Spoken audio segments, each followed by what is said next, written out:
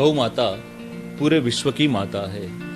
शास्त्र में वर्णन किया गया है, गावो ममाग्रतः सन्तु, गावो में सन्तु पृष्ठत, गावो में हृदय सन्तु, गवाम मध्ये वशाम्यहम्। भगवान बालकृष्ण परमात्मा ने भी भूतल पर पधार कर गौ माता की सेवा करी और अपना एक नाम गोपाल रखा है। तो भगवान स्वयं जिनकी सेवा करते हैं ऐसी गौ माता, और वो गौ माता हमारे 33 कोटि देवता जिनके अंदर प्रस्थापित है, जिनके अंदर रहते हैं, ऐसी पवित्र गौ माता।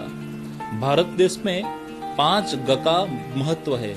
पंच गकार दुर्लभ, गा से गाय माता सबसे पहले भारतवर्ष में दुर्लभ है। ग से गुरु, ग से गंगा जी, ग से गायत्री माता और गीता, ये 5 ग का भारतवर्ष में महत्व है। हम भारतवर्ष के रहवासी, हम भारतीय, और ये 5 ग का महत्व हम न जानेंगे और उसका महात्म्य हम नहीं बढ़ाएंगे तो कौन बढ़ाएगा। आज हमने जान लिया है कि प्रदूषण मुक्त भारत होना जरूरी है, विश्व होना जरूरी है।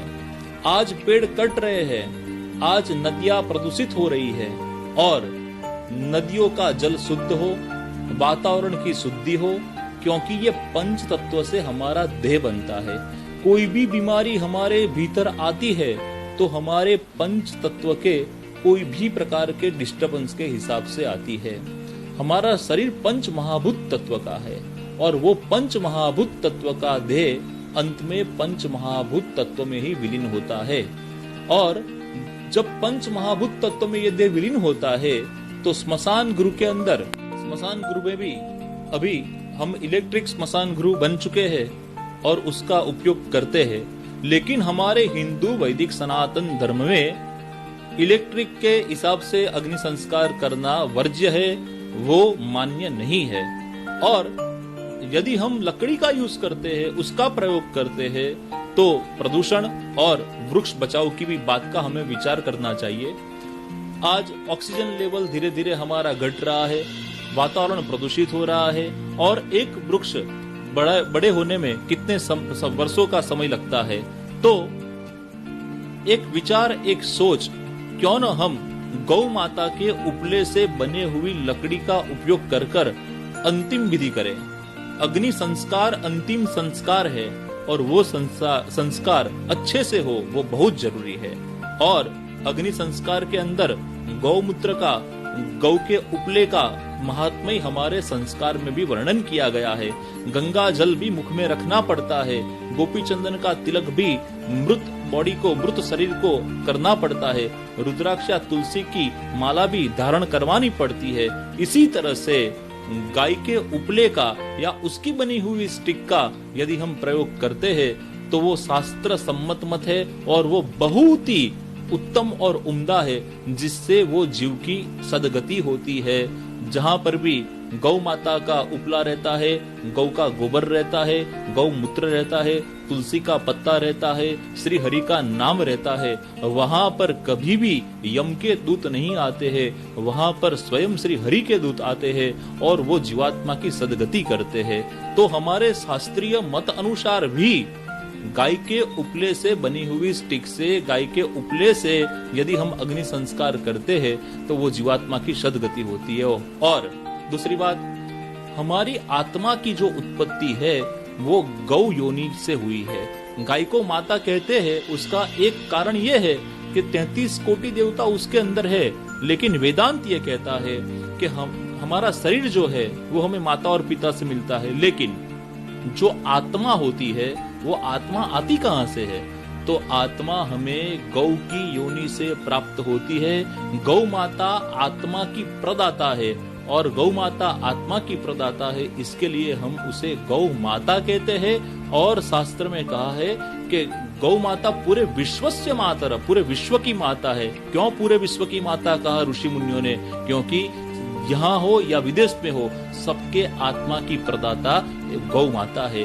और उसके उपले से ही, उसकी बनी हुई स्टिक से ही, गोबर की बनी हुई स्टिक से ही यदि अग्नि संस्कार संपन्न होता है, तो जो आत्मा की उत्पत्ति गौ में से हुई है, वही गौ योनि के अंदर वो आत्मा का विलीनीकरण हो जाएगा और पंच महाभूत तत्व का जो देह है वो अच्छी तरह से पंच महाभूत तत्व में विलीन हो जाने से वो जीवात्मा को सद्गति मिलती है और मृत्यु जो अंतिम संस्कार है, जो अग्नि संस्कार है, उसकी सारी क्रिया हमारे शास्त्र में दर्शाई गई है, उसके हिसाब से होगी तो हमारी धर्म, हमारी आस्था, हमारी श्रद्धा भी बनी रहेगी। गौ का बहुत महत्व है, गौशाला भी भारतवर्ष में बहुत है, गौ माता की हम बहुत सेवा करते हैं, गाय की रोटी भी निकालते हैं, लेकिन अभी उतने से नहीं चलेगा। प्रकृति ही परमात्मा है, हमें वृक्षों का भी जतन करना है और वृक्षों के जतन के साथ साथ गाय के मूत्र का, गाय के गोबर का ज्यादा से ज्यादा इस्तेमाल कर कर हमारी संस्कृति को, हमारी गौ माता की जो कृपा हम पर बनी रहे, इसके लिए भी हमें आगे बढ़ना चाहिए। हमारे 4 वेद है और 5वां वेद जिसे आयुर्वेद कहते हैं, उसमें भी गौ माता का बहुत वर्णन है और गौ माता की काफी, गौ माता का दूध हो, गौ माता का गोबर हो, गौ माता का मूत्र हो, उससे ऐसी कितनी औषधि बनती है जो बहुत सारे रोगों को अंदर हमें उपयोग करने से काफी रोगों में से हमें मुक्ति भी मिलती है। इतना ही नहीं, शास्त्र में तो इतना वर्णन है, यदि गाय के ऊपर सिर्फ आपका एक हाथ भी अच्छे प्यार से, वात्सल्य भाव से फिरा दो और गौ माता की पूंछ को अपने आंख के ऊपर, सिर पर लगा दो, तो अभी अनंत जन्मों के पाप का नाश होता है। कोई भी बड़ी ग्रह पीड़ा हो, शनि की पनौती हो, तो उसमें से गौ माता की पूजा करने से ही मुक्ति मिलती है। गौ माता की प्रदक्षिणा करने से अनंत जन्मों का पाप मुक्त होता है और गौशाला के सानिध्य में यदि कोई भी दिव्य कर्म हम करते हैं तो उसका भी अनंत गुना फल मिलता है। तो ऐसा गाय का महिमा है। तो मैं सभी से यही निवेदन करूंगा कि हम गाय के उपले, गौ गोबर से बने हुए गौ स्टिक से ही अंतिम विधि करें और हो सके उतना ज्यादा उस उपयोग उसका हम करें। जैसे कि रोजिंदे कार्य में भी हम उसका उपयोग कर सकते हैं। हम वैदिक होली भी करते हैं, तो वैदिक होली में भी गाय के ही उपले हम उपयोग करें, जिससे पर्यावरण भी बचेगा और गौ माता का भी जय जयकार होगा। तो मेरे ये विचार मैं आपके समक्ष व्यक्त कर रहा हूँ और गौ माता की हम सेवा करें। फिर से ये सुरभि देवी है, ये गौ माता है, उसका हम पूजन करें, अर्चन करें। गावो ममाग्रतः सन्तु, गावो में सन्तु पृष्ठतः, गावो में हृदय सन्तु, गवाम मध्ये वशाम्यहम्।